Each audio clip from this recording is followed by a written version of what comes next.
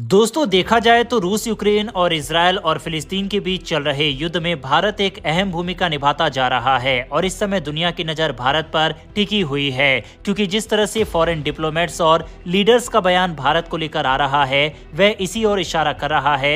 अब फिलिस्तीन के एम्बेसडर की तरफ से भारत से ये रिक्वेस्ट की गई है कि भारत को फिलिस्तीन और इजरायल के बीच चल रहे युद्ध को रुकवाना चाहिए। आप बाकायदा स्क्रीन पर द टाइम्स ऑफ इंडिया का आर्टिकल देख सकते हैं।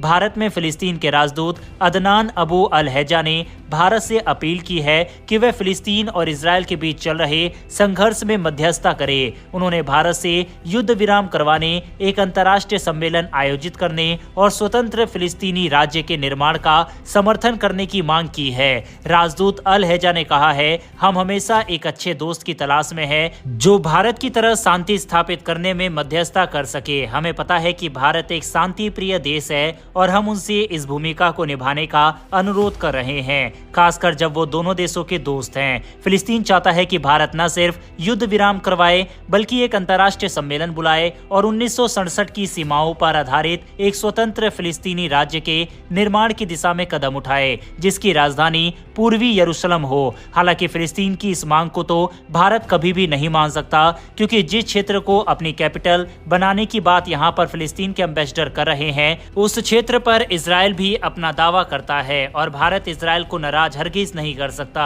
इजरायल और फिलिस्तीन के संघर्ष की शुरुआत 7 अक्टूबर को हमास के इजरायल पर बड़े पैमाने पर हमले से हुई जिसमें लगभग 1200 लोगों की जान गई और करीब 250 लोगों को बंधक बना लिया गया। इसके जवाब में इजरायल के हमलों में गाजा स्वास्थ्य मंत्रालय के अनुसार अब तक 40,000 से ज्यादा फिलिस्तीनी मारे गए हैं। हालांकि इन आंकड़ों में आम नागरिक और लड़ाके शामिल है। जिस समय इजरायल के ऊपर हमला किया गया था उस समय यही लोग खुशियां मना रहे थे और आज इजरायल से और भारत से युद्ध को रुकवाने की मांग कर रहे हैं। हालांकि देखा जाए तो भारत के फिलिस्तीन और इजरायल दोनों से ही संबंध काफी मजबूत है और भारत इसका फायदा उठाकर मध्यस्थता करवा सकता है। लेकिन क्या भारत को ऐसा करना चाहिए या नहीं, इस पर अपनी राय कमेंट बॉक्स में लिखकर बताइएगा। वहीं दूसरी तरफ रूस और यूक्रेन के बीच चल रहे युद्ध को लेकर अब इटली की प्रधानमंत्री जॉर्जिया मेलोनी की तरफ से भी बड़ा बयान सामने आया। इटली की प्रधानमंत्री की तरफ से कहा गया है कि रूस और यूक्रेन के विवाद को सुलझाया जा सकता है और इस विवाद को सुलझाने में भारत अहम भूमिका निभा सकता है।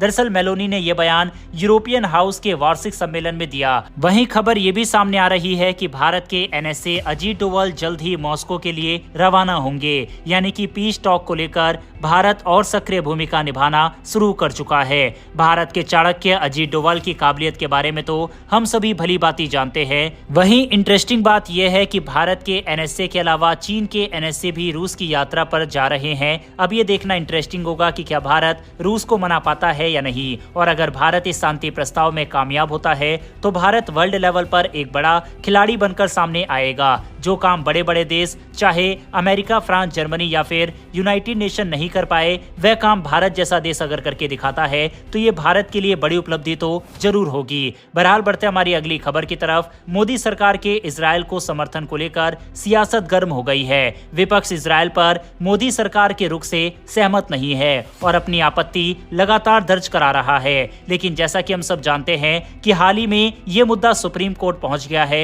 सुप्रीम कोर्ट में इस मामले में याचिका भी दाखिल की गई है। देश के पूर्व राजनयिकों नौकरशाहों ने सुप्रीम कोर्ट में पीआईएल दाखिल करते हुए बड़ी मांग की है। याचिका में कोर्ट से केंद्र सरकार को ये निर्देश देने की मांग की गई है कि वह इजरायल को हथियार और अन्य सैन्य उपकरण उपलब्ध करने वाली भारतीय कंपनियों के लाइसेंस रद्द करे और उन्हें नए लाइसेंस भी न दे।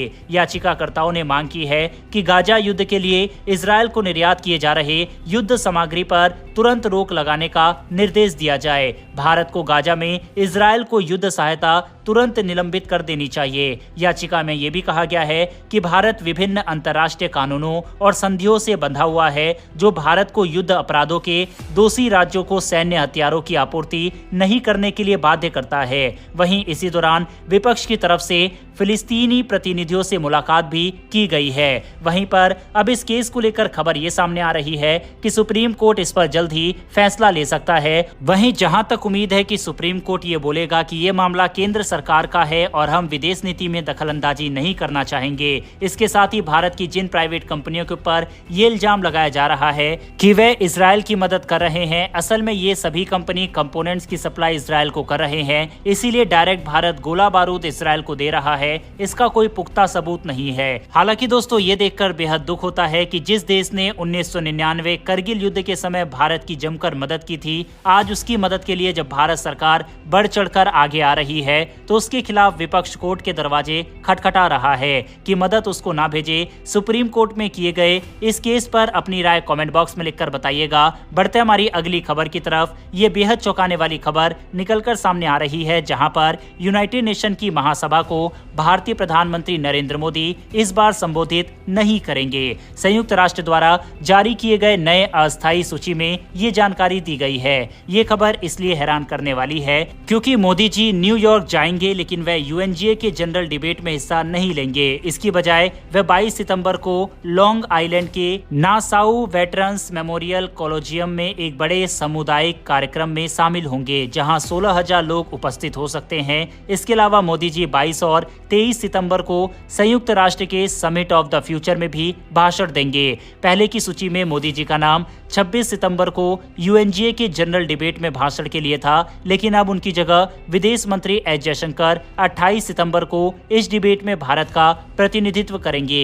यूएन के महासचिव एंटोनियो गुतरेस 20 से 23 सितंबर को होने वाले समिट ऑफ द फ्यूचर में भी शामिल होंगे, जहां विश्व नेता भविष्य के लिए एक समझौते पर चर्चा करेंगे, जिसमें ग्लोबल डिजिटल कॉम्पैक्ट्स और फ्यूचर जनरेशन डिक्लेरेशन जैसे मुद्दे शामिल है। इसके साथ ही 22 सितंबर को मोदी जी के सामुदायिक कार्यक्रम में 24,000 से अधिक भारतीय मूल के लोग शामिल होने की उम्मीद है। यह कार्यक्रम मोदी जी के 2014 के मेडिसिन स्क्वायर गार्डन के ऐतिहासिक भाषण के 10 साल पूरा होने के मौके पर हो रहा है। इससे पहले 2019 में उन्होंने ह्यूस्टन में हाउडी मोदी कार्यक्रम में भी भाषण दिया था, जिसमें अमेरिका के पूर्व राष्ट्रपति डोनाल्ड ट्रंप भी मौजूद थे। बहरहाल इस खबर के ऊपर अपनी राय कमेंट बॉक्स में लिखकर बताइएगा।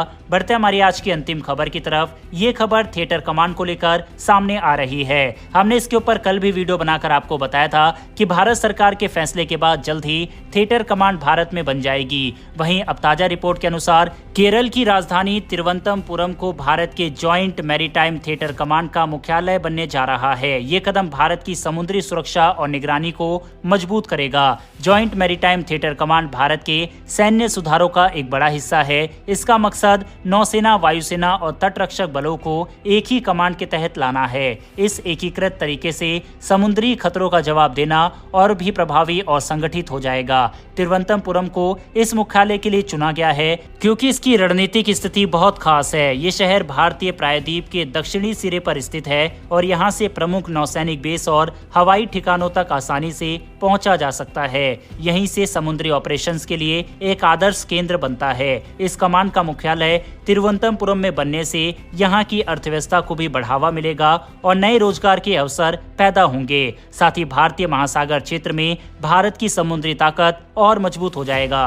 बहरहाल दोस्तों, इस वीडियो में इतना ही। इन्फॉर्मेशन और वीडियो पसंद आई हो तो वीडियो को लाइक करके हमारी आने वाली डेली ऐसी वीडियो के लिए चैनल को सब्सक्राइब कर बेल नोटिफिकेशन अवश्य दबा ले।